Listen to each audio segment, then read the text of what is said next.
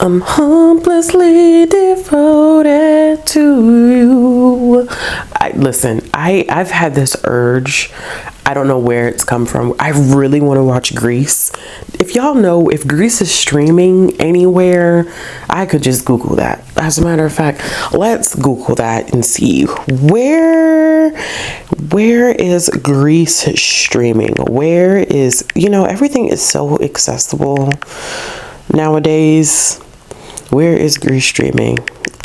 I was born in the age where we didn't have smartphones, and so, it's only on Paramount Plus.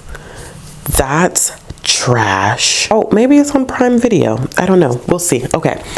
One of these days, I'm going to watch Grease again. That used to be one of my favorite movies growing up as a kid, but anyway, on to the next.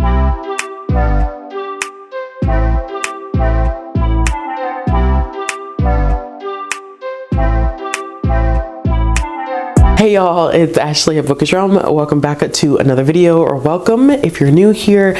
So today I wanted to kind of do a follow-up to a video that I had done like maybe 8 or 9 months ago, where I talked about some books that were intimidating or scary to me, and I'm sure the title of this one's going to be just a smidge different than that for kicks and giggles.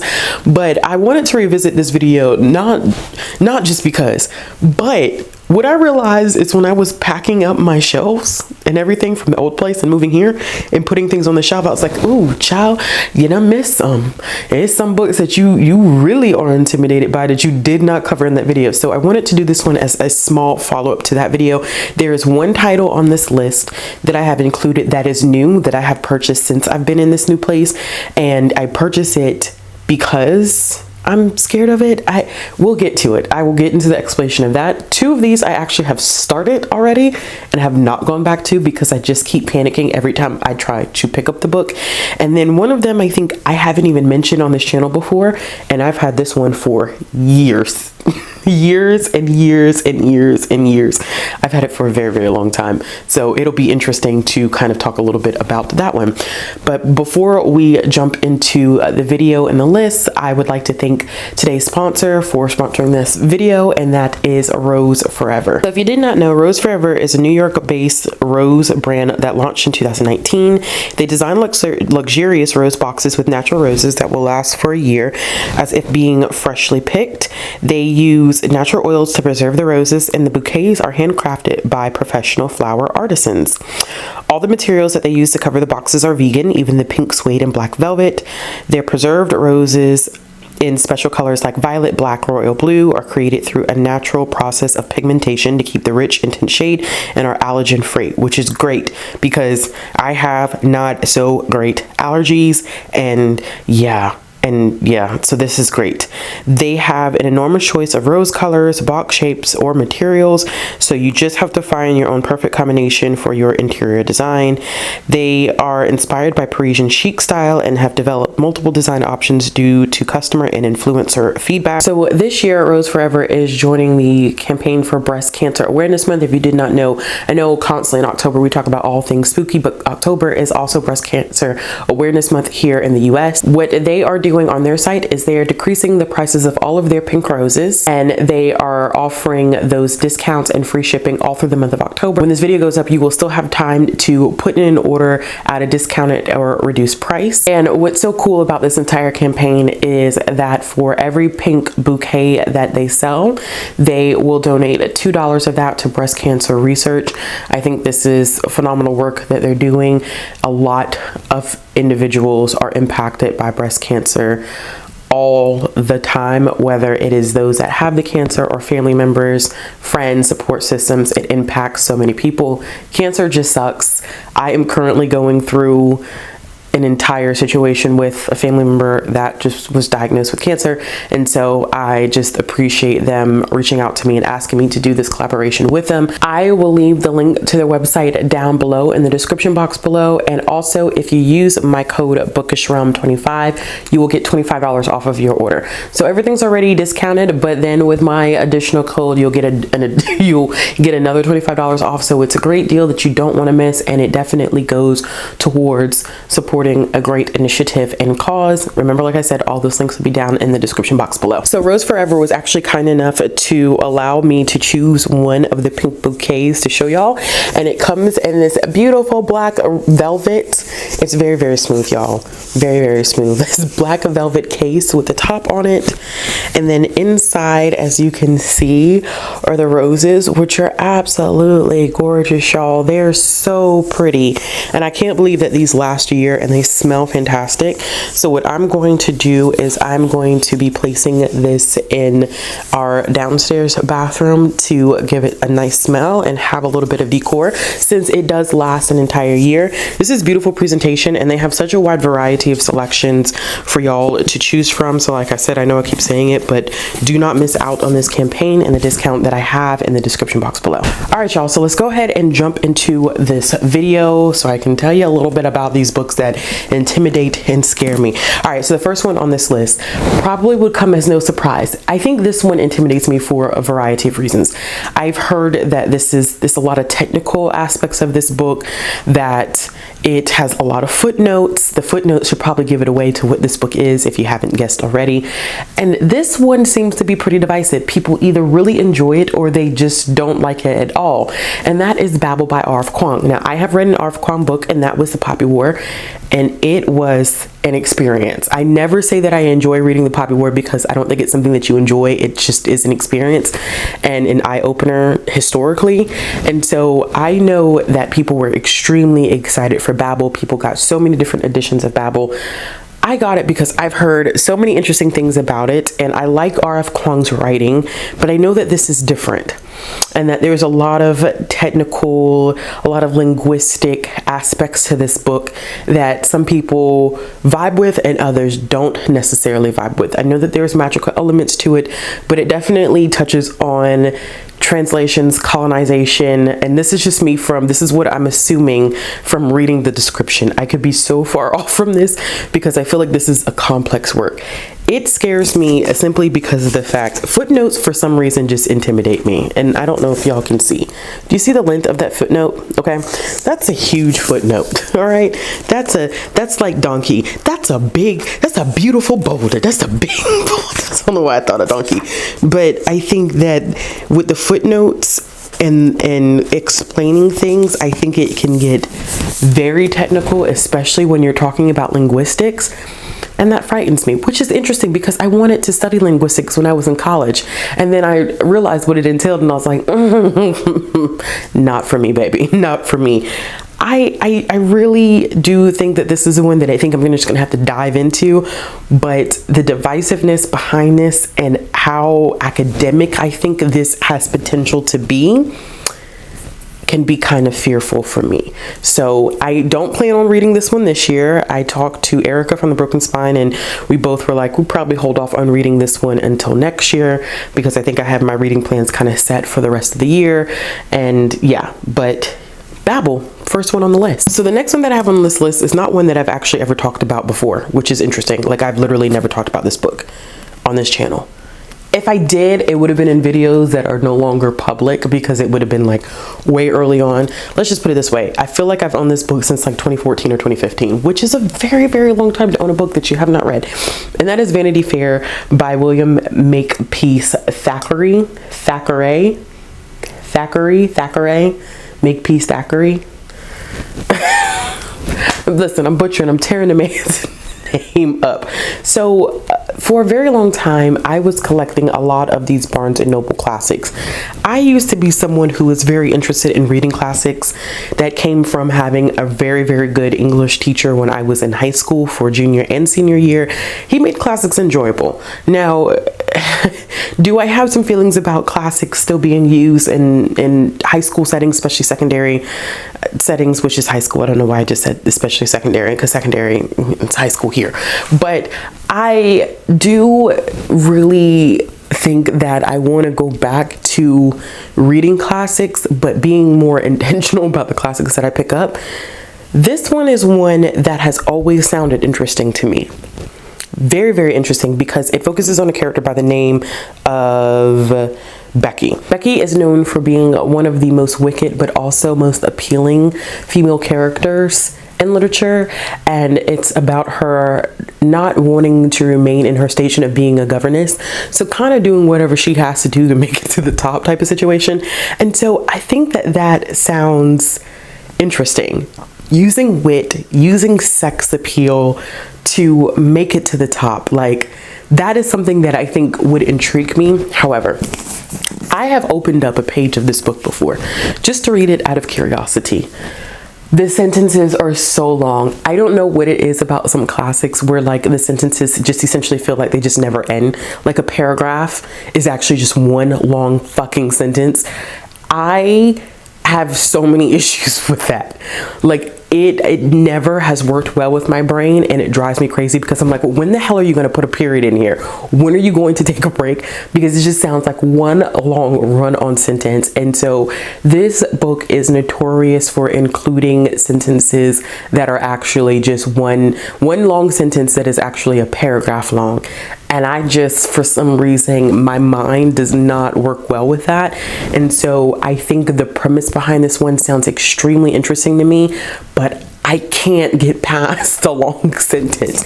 Maybe I should try it and really just give it a chance, because I did just open up and read a random page when I had purchased the book. And this was after I purchased it, by the way, not I stood there and read it and then I was like, oh, I don't think I'm going to like this in the book. No, this was after I purchased it. I was considering reading it at one point, and then I just opened it up to a random page, which, why I do that, I don't know. Don't ask me why I do stuff like that, because it's a good way to spoil yourself. But I'm also not really that hung up on spoilers. It's just me, not me as a person. But that has been my hiccup with this book ever since then. But I think I need to go ahead and just try it, and if it's not my thing, the way I think it may not be my thing, I should just go ahead and unhaul it. But I kept on to it when I moved, because I was like, I'm gonna give this one last try and see what happens. So the next two on my list, these are both books that I've started before recently, as in this year, and I still have not picked them back up. And y'all are probably so sick and tired of me talking about these books, because I'm always like, I want to read this book, I start this book, I want to read this book, I start this book, I don't know, and I still have not finished either one of these books. And so here we are. So the first one that I have here is Rage of Dragons by Evan Winter. I have started this book. This book has tabs in it because I've started annotating this book. I made it through the prologue, and I'm currently at chapter 1 and have been at chapter 1 for months upon months upon months upon months. I even had the audiobook because I was doing a blended read of this one.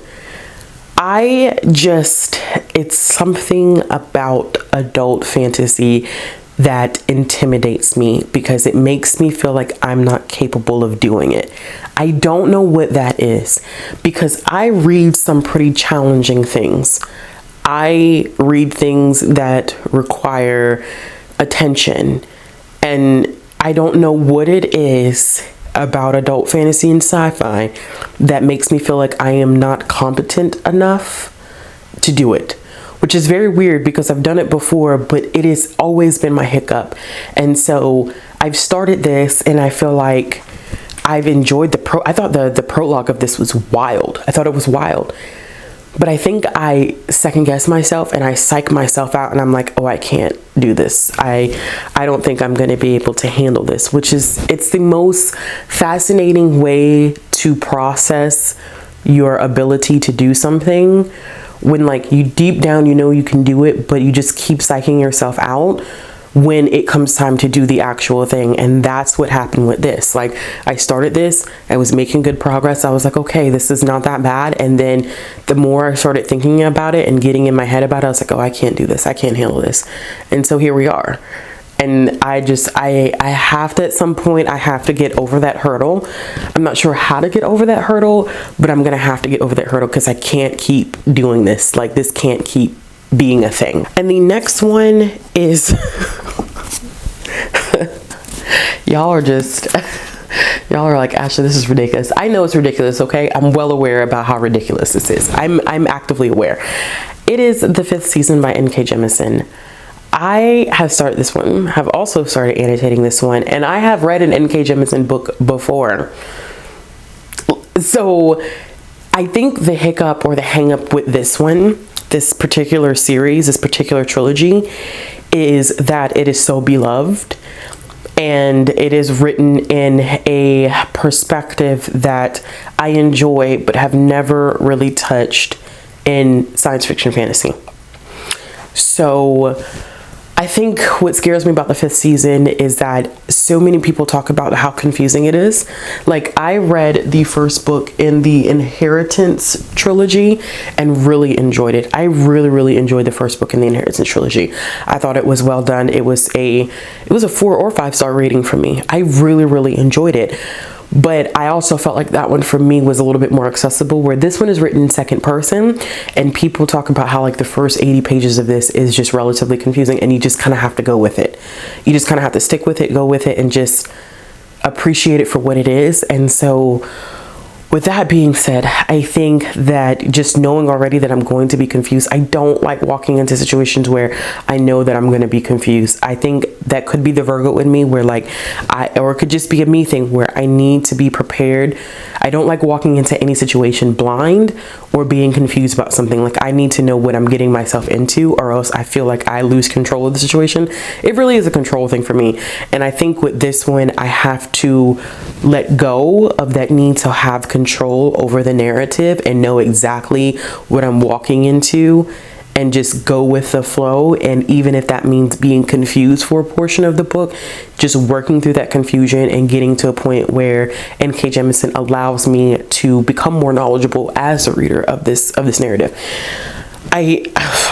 Listen, there's some very deep feelings with science fiction and fantasy that I've been working through like the past year, like really kind of understanding why. I have no problem touching any genre, no genre whatsoever, but science fiction fantasy, I have always struggled so deeply with kind of diving into it. Not because I'm not interested, but it's this kind of self thing that I have going on that I got to figure this out. Hopefully I can figure something out by the end of the year, but the 5th season, unfortunately it is on this list. And the last one on this list is actually interesting because I think this one intimidates me because of the content, and the writing style of this author is very unique. I have read a book by this author and it took me over a month to read it, because they write in such an interesting way, and sometimes it can be challenging, but I did read it and I did give it 4 stars. And so the other book by this author that I wanted to include is The Nickel Boys, and of course I'm talking about Colson Whitehead. I read The Underground Railroad by Colson Whitehead, gave it 4 stars. It was a very challenging book, but I stuck with it and was able to make it to the end. And since I know what his writing style is like, I know that this is going to be, as short as it is, that it's going to be complicated. But also the content of this book is not easy. It focuses on a main character who gets into a situation and he is sent to this academy called the Nickel Academy. And it's supposed to be a reform school, but essentially it's just a school that is nothing more than a confined area for them to abuse these boys that go to this school.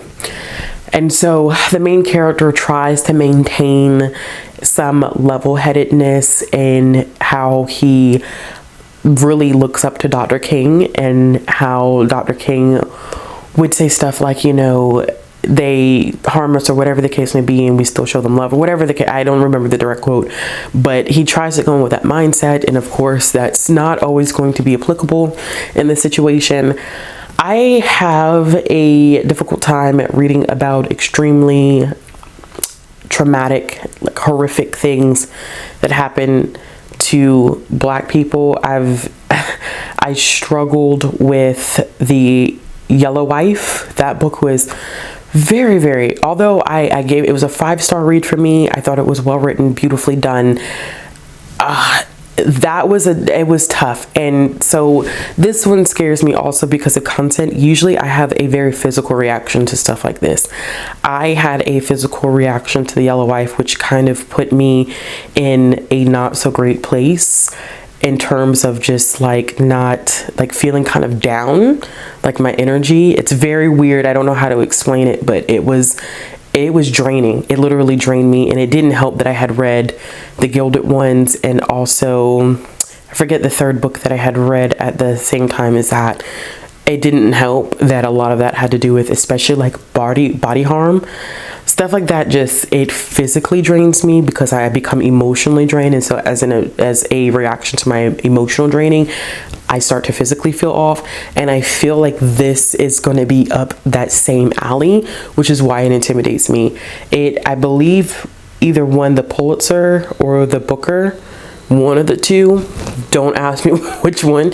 I know that it did win one of the two, and so it's a highly acclaimed book, but still I'm very concerned about how I may physically and emotionally react to it. So that's why this one kind of still scares and intimidates me. All right, y'all, thank you so much for sticking around and listening to 5 more books that intimidate, scare me, scare the shit out of me, whatever I decide the title of this video is going to be. Remember, down in the description box below to definitely check out those codes for Rose Forever. Remember that by using Bookishrealm 25, you get $25 off any pink bouquets that are purchased throughout the end of the month. $2 of those proceeds go to breast cancer research, which is a great way to continue to highlight that this is definitely Breast Cancer Awareness Month. As always, if you guys like this video, make sure you click the like button, hit the bell for notifications, click the subscribe button so you never miss any videos from me. If you're looking for ways to support the channel, or if you are looking for ways to follow me on social media, all of those links will be down in the description box below, and I will be back with another video soon.